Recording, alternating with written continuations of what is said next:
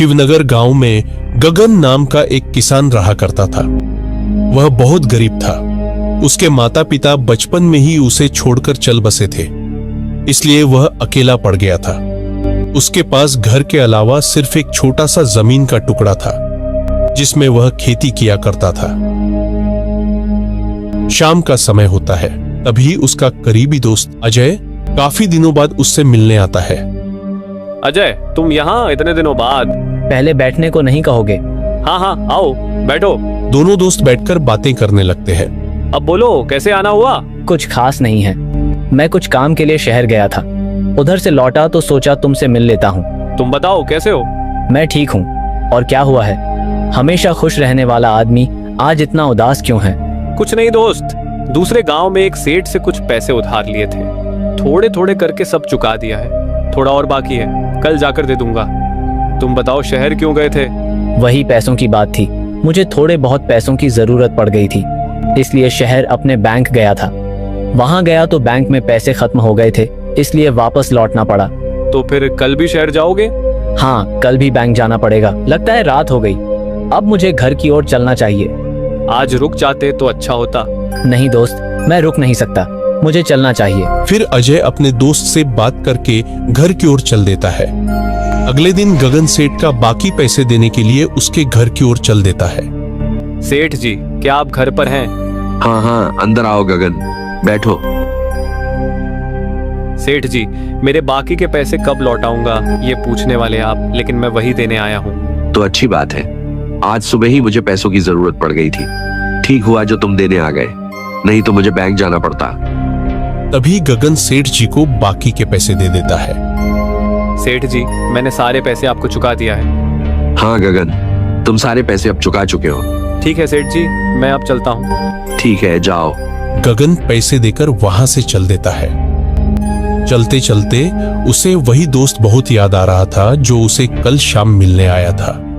तभी गगन चलते चलते थक जाता है और एक पेड़ के नीचे बैठ जाता है। रास्ते में दोस्त का घर पड़ता है, एक बार भेंट कर लूंगा तो अच्छा होगा। कुछ देर बाद गगन अजय के घर की ओर चल देता है। पहुंचने के बाद क्या घर पर कोई है? गगन घर के अंदर चला जाता है। अंदर जाकर जैसे ही अजय की तस्वीर देखता है। चाचा, ये मेरे दोस्त के फोटो पर फूल क्यों चढ़ाए हुए हैं? तुम्हें नहीं पता बेटा, मेरे बेटे की मृत्यु 1 साल पहले हो चुकी है। वो कैसे चाचा? मेरे दोस्त की मृत्यु कैसे हुई? पता नहीं बेटा, शहर गया था बैंक से पैसे लाने, लेकिन शाम को उसका मृत शरीर घर पहुंचा। पता नहीं क्या हुआ उसके साथ। तुम बताओ बेटा, तुम यहाँ कैसे आना हुआ? ऐसा कुछ नहीं अंकल, दूसरे गांव के सेठ का पैसा बाकी रह गया था, वही देने गया था। सोचा रास्ते में दोस्त का घर आता है, एक बार भेंट कर लेता हूँ। लेकिन दरअसल चाचा, अजय कल शाम को मेरे घर आया था। क्या? तुम ये क्या बोल रहे हो? ऐसा कैसे हो सकता है? मेरे बेटे को मरे 1 साल हो चुका है। चाचा, मैं सही कह रहा हूँ। कल शाम को अजय मेरे घर आया था, हम दोनों बातें कर रहे थे। रात हो गई थी, लेकिन फिर भी वह नहीं रुका। वह कह रहा था मुझे घर जाना है। क्या? किसने कहा बेटा? मुझे खुद यकीन नहीं हो रहा है चाचा, ये मेरे साथ क्या हो रहा है। जिस दोस्त के साथ कल शाम को बैठकर बातचीत हो रही थी, आखिर वो कौन था? शाम होने के कारण गगन वहां से चल देता है। रास्ते में वही बात उसे बहुत परेशान कर रही थी। आखिर वो कौन था?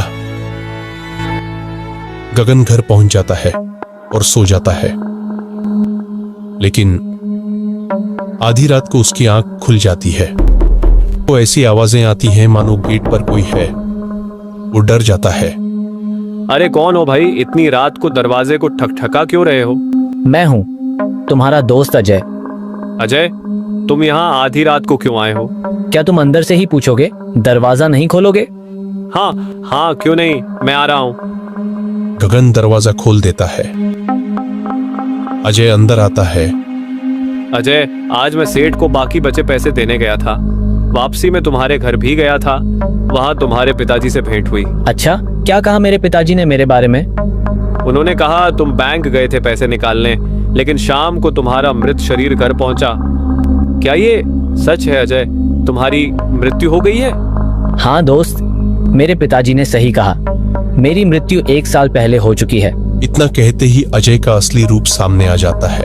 दोस्त, मेरी आत्मा को मुक्ति नहीं मिल रही है, इसलिए मैं तुम्हारे पास मदद लेने आया हूँ। तुम्हारी आत्मा भटक क्यों रही है?